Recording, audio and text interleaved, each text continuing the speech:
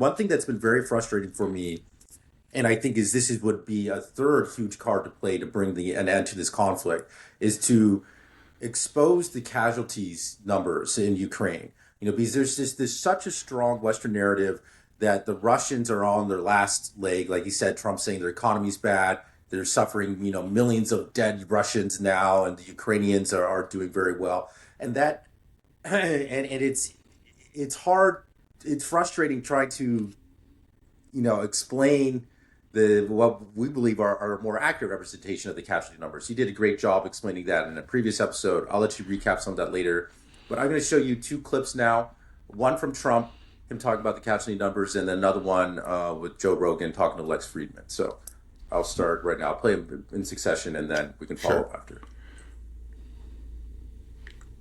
And you talked a bit about Ukraine and Russia, but how long do you think it would take to end that conflict? And I have to speak to President Putin. We're going to have to find out. He can't be thrilled. He's not doing so well.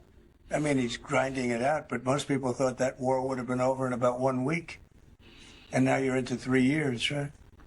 So he can't be thrilled. It's not making him look very good. Now, eventually, it's a big machine, so things will happen. But I think he'd be very well off to end that war. We have numbers that almost 1 million Russian soldiers have been killed. About 700,000 Ukrainian soldiers are killed. Russia's bigger. They have more soldiers to lose. But that's no way to run a country. Okay, now I'm going to play this next one right now. But what about laws? Ukraine and Russia? Like, how many people have died all told between the two? It's got to be close to 1 million. It's over 1 million casualties, which includes death and injuries. And the estimates vary, but I think a good estimate is over 400,000 total, maybe over 500,000 on both sides. And the dead on the Ukraine side is probably 1/3 or 1/4 of the total dead. Really? So much 3/4 of them on the Russian side? On the Russian really? side, yeah. What do you attribute that to? I think there's military scholars that understand this really well.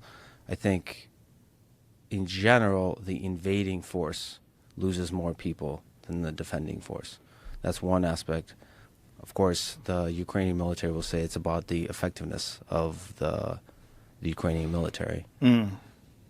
And also, one of the other things they say is that the medical capabilities, so the medics are really strong on the Ukrainian side, which is also tragic because you're able to save lives, but you have the injuries, the pain of war, that the veterans have to go through. Right. So they're able to save lives more effectively also. Right. But there is a big characteristic of the invading force usually loses more people. Okay, so where are they getting these numbers? I think this is a problem. I feel like that we keeps on popping up. Yeah. So how do they come up with that? They're getting them from the Ukrainians. I think that's clear. And unfortunately, probably a lot of that Ukrainian misinformation has been is simply relayed through the CIA and other intelligence agencies up to the president. Right, but just exercising a little bit of common sense. For example, just Trump saying that this is really hurting Putin. I mean, anybody could just talk to anybody in Russia. Look at the poll numbers. How Putin is more popular than ever. Right. And then we had you went over and laid out many reasons why Russia is losing much fewer troops, and you're using maybe 5-1 in favor of Russians losing. 80% of the casualties are probably on the Ukrainian side, and the reasons you gave are one, and they're obvious. Actually, it doesn't take a military genius; it's just common sense. You have an army that has a 10-1 advantage, the Russians, in artillery, which is, you said, is traditionally the biggest killer of troops. Right, and past war is something like 80%, and it's very close to that even in this war. Right, and then another thing is that we have the absolute air superiority that Russia has. They can just hit Russian Ukrainian fortifications with these fab bombs, these glide bombs with impunity, and just wipe out fortifications. and they also have the edge in drone technology. It's just everything is just. Right. And also we have the results from Mediazona, which is a BBC organization, not a Right. pro-Putin organization, Right. that is actually scouring obituaries Right. and cemeteries and getting us a number closer to 90, 100,000, which is something that both Scott Ritter and Colonel Douglas McGregor say for casualties on the Russian side. Right. And plus we have body exchanges between the Russians and the Ukrainians. And it's been traditionally every dead Russian that is transferred over, the Russians give 8 Ukrainians, and now that number is over 10, from what I Right. understand. Actually, I saw this morning the most recent exchange was a 15-to-1 ratio. So 15 Ukrainian dead to every 1 Russian dead. So that number keeps on going up. Right. So it's Right. just it's And mind-boggling. So how can they not get the truth Yeah. on something like this? It doesn't take much. You just Yeah. use it, exercising your common sense. You Right. know that this is wrong. You Right. just look at the number of mobilizations. How many mobilizations has Ukraine had to go through? Yeah, exactly. Right. And you see the press gang videos that come out every day. I mean, they're just constant. There are thousands and thousands of them. If there's anything similar going on in Russia, we would see it. Again, Russia is not a totalitarian society. I mean, you can argue that Ukraine is approaching, totalitarianism. But Russia is not. Anybody can go out with a phone and film things, and you just don't find anything similar. In fact, it turns out that the Russians are having even more success in voluntary, enlistment than we had assumed. We had, believed there was 30,000, and there's talk that maybe it was starting to fall below 30,000 per month. But I think it was Peskov who just maybe today or yesterday said that in 2024 they enlisted on a voluntary basis 450,000. So that's nearly 40,000 a month.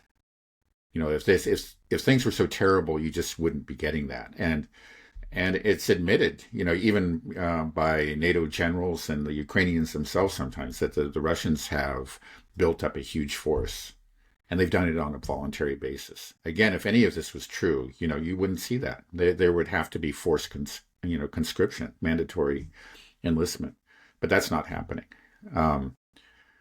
Yeah, Right, yeah. It's just what Lex Friedman said about, just in a very general sense, that the side that's on offense generally suffers more casualties, but that's everything else being equal. And as as you pointed out, and as I pointed out earlier, everything else is very unequal. So that rule just does not apply here. Yeah. So I mean, some of this information, it's not hidden. Just like you were saying, how even NATO generals were saying how the Russian army is just increasing in size on a voluntary basis because they know they're doing well. People can just see the popularity of Trump, of Putin, and Right. realize that he's not doing good. Trump makes these claims that the economy is in tatters. Yeah. While the IMF and the World Bank are constantly upgrading the status of Russia's economy, that it's Right. it surpassed Japan and Germany. It's moving Right. up and up. So Right. this isn't hidden information. So how are they getting it so wrong? That's what I'm Yeah. wondering. Like, how is that possible that you have such a huge intelligence agency and you Right. can't get basic facts right? Right. Yeah, I'm sure, again, as I said many times, I'm sure there are honest analysts. I'm sure there is some good information. But unfortunately, it's the people that rise to the top are the careerists. And they have learned that that basically you conform to the narrative. The agencies have been corrupted over the years. And that's something that, Larry Johnson, a former CIA analyst, and Ray McGovern, who also was a CIA analyst, they've both state regularly, that we have corrupt agencies that are no longer really performing their function of providing, accurate intelligence. They become very political, especially at the top.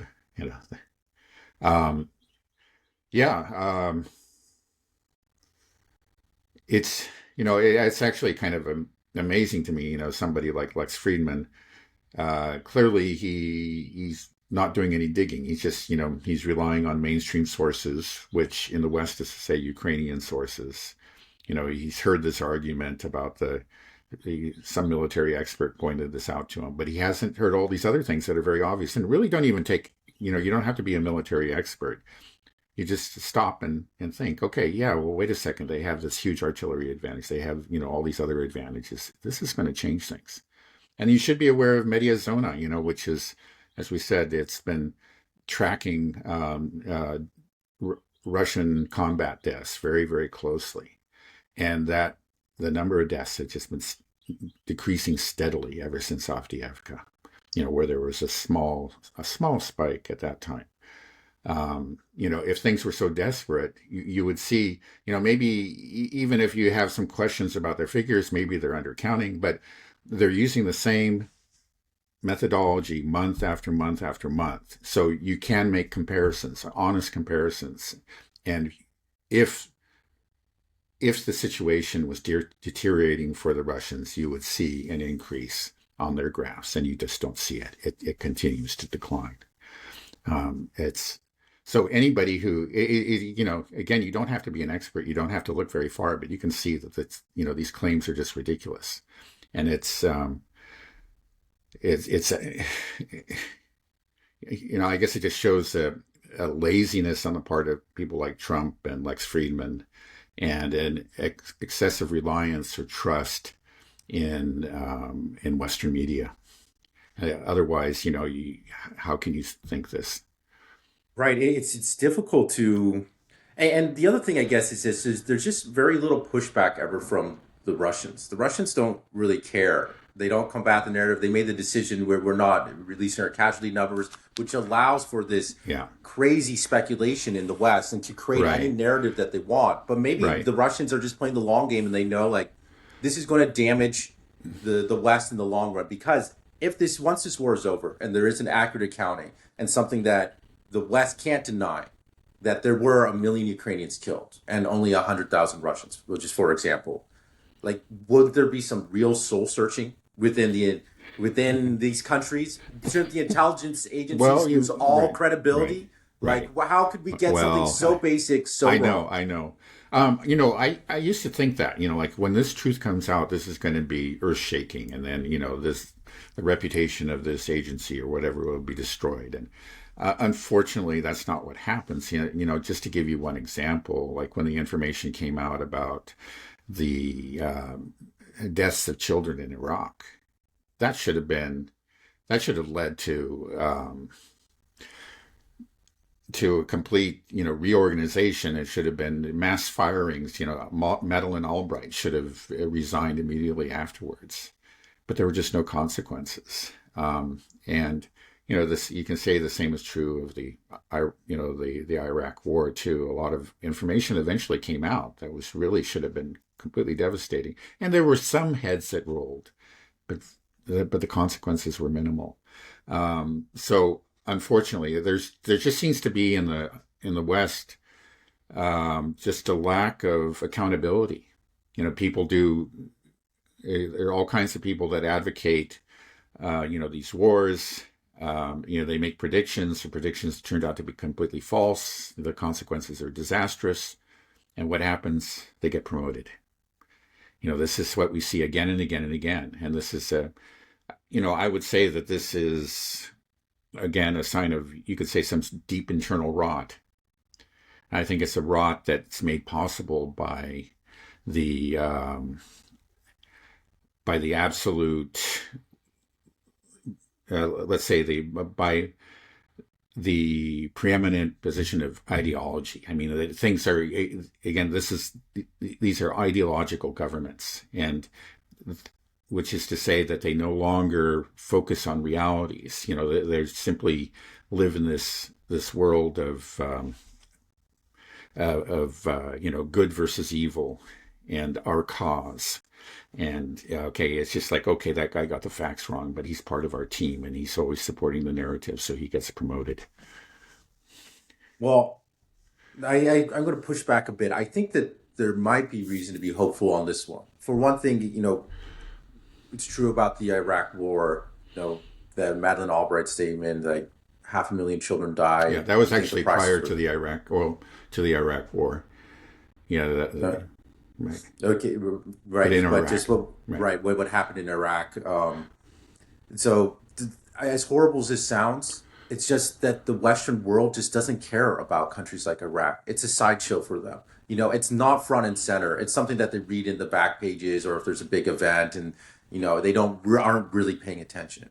People are paying attention to the Ukraine war, especially if you're a European. It's right there on your doorstep. You're looking for answers, and you're finding things that maybe the mainstream's telling me doesn't make a lot of sense. So you're looking at it a bit more closely. It's hitting much closer to home. And then the other thing I think is that we are in a time where people are questioning legacy media. There's a lot of distrust in the institutions already. That foundation has been shaken, and just like we said before, the deep state. It's a real thing. People are now aware that there is a deep state, and so I think this this is just it's been chipped away at for a while, and Yeah, this is just another big chip, and I think it yeah. could Well, that's fair enough. maybe I'll cause say things to that it's fall. another big chip, and there may eventually be one chip, a final chip that's like the proverbial straw on the camel's back. Yeah, I was going to say let's switch to straw on the camel, but chip Yeah. doesn't sound good. Chipping away at it. But I like your chip. We're chipping away at it. No, I agree. Like even clearly, the Iraq War did a lot of damage to the reputation of the United States, both within the U.S. and without.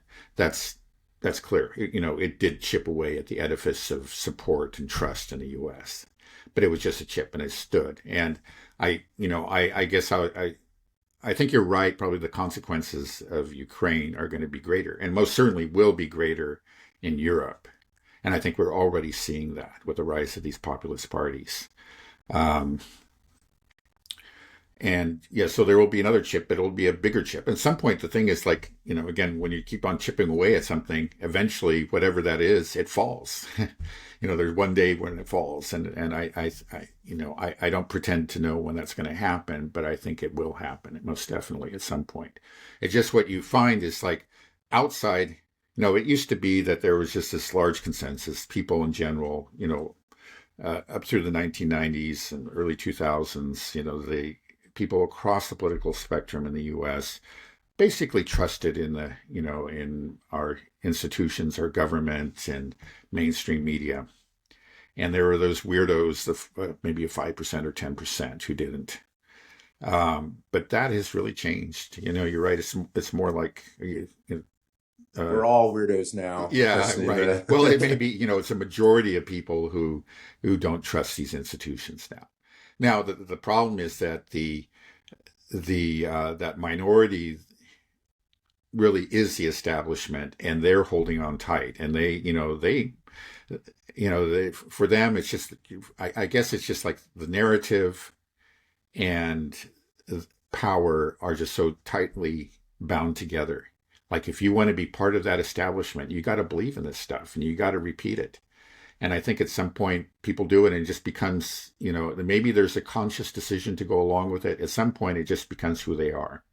And that's what we have. We have an establishment that just cannot leave this reality that they themselves created, this false reality that they themselves created. And they're not affected by these things. And they are the people that have their hands on the lever of power. Now, Trump is interesting because, okay, I think it's not really fair to call him an anti-establishment candidate. He has a lot of establishment allies.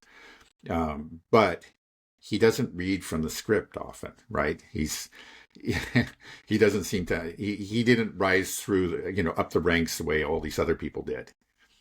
And so he says stuff, sometimes, quite often he just kind of echoes the narrative, as he did in that most recent Truth Social post. But he also, in that same post, he went off script and said things against the narrative. So he's kind of a chaos agent in there. And he is, in his own way, probably not intentionally, but chipping away at the narrative or certain aspects of it.